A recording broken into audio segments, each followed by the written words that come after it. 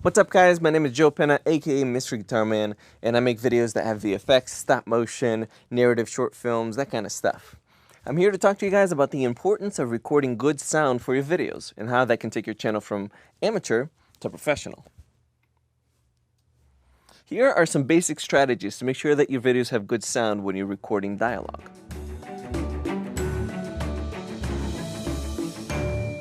Check out this video. Heather, wait, I forgot to tell you. Okay, that's Are you bad kidding sound. me? All right, Okay. let's go again. Heather, wait, I forgot to tell you something really important. Come back. The sound's not that great, right? But now check out this video. Heather, wait, come back. I need to tell you something really important. That sounds much better. Sound is 50% of your final video, right? So you have to make sure that you're paying attention to it. First, let's talk about this. What is good sound? Good sound means that you've captured your audio at a high enough recording level where fans can hear everything being said, but not so high that your sound is distorted. Good sound starts with a good location. Oftentimes, a good location is overlooked and it's trumped by the camera department's needs or trumped by a cool looking location. I was on set once where the camera department had a generator to my left and there was construction happening behind us.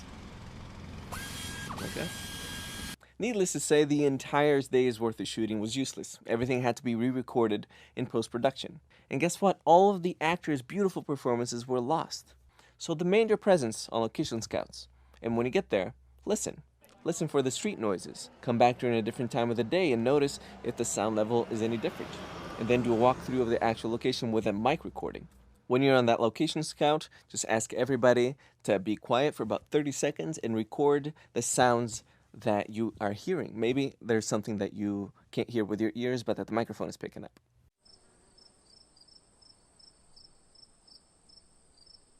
This level of attention to detail must be maintained while you're shooting. This means that turning off all electronics on set is extremely important. Your iPhone, your clicky clicks, your email dings, whatever. This goes for your crew as well. Turn it off. No Facebook, no Twitter, no Tumblr, Instagram, or YouTube. Great. Now that everyone on set hates you, at least you have some good sound. But joking aside, electronics do create a noise and do interrupt signals to your microphone. So as far as you turning everything off, make sure that the AC is off. Or the fridge. The fridge is the worst thing ever because it doesn't create a static hum. It goes in and out, which is one of the hardest things to dialogue edit later. Good sound also means understanding the best way to capture sound and which microphones to use in what situations. Are you shooting a wide shot or an establishing shot? An interview? A party scene? All these scenarios require different attention to detail and different recording strategy. But you don't have to get overwhelmed because once you understand what you're shooting, the microphone selection will be the easiest part.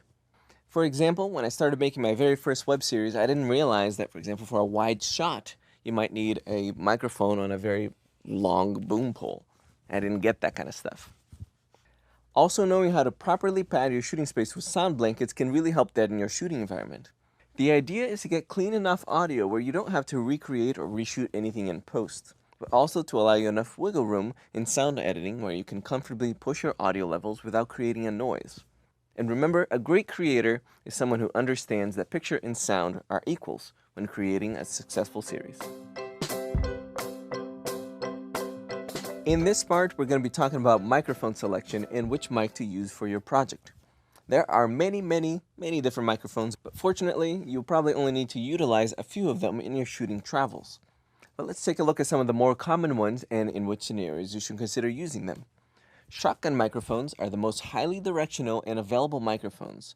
These types of microphones are most readily utilized on narratives and documentaries. First off, you want to get the shotgun as close to the subject as the camera frame will allow it, meaning that you don't want to ruin the shot by sticking a microphone in the frame.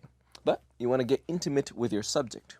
This is because I found that if the microphone is more than 3 feet away from the subject, it starts to sound really distant. So, when you begin recording, you want the position of the mic above the actors and hold it at a downward angle.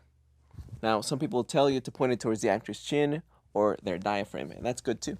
Shotgun microphones are extremely versatile. For example, you can put one on a mic stand like this. Even if you have a little one, you can put it on top of a camera. And that sounds a lot better than the built-in microphone because you don't have as much handling noise or, that kind of noise of you pressing a button or something like that. And, this is pretty directional, so whatever your camera is pointing at, it's just picking up that noise instead of everything. Lavalier microphones are great for doing interviews where the subject may be talking for long periods of time. That sounds familiar, right? And holding a boom pole may not be easy. Poor guy right here. Lavs are also great because they're small microphones that can be hidden underneath clothing. The position of this mic is determined by what and how you're capturing sound. If you're laving a singer on a stage, then it might not be best to clip the mic on their clothing because it can rustle around and create a bunch of noise. But if you're just doing a simple interview, then the best place for the microphone is in the middle of your chest. Now let's chat about dual system recording. What is that?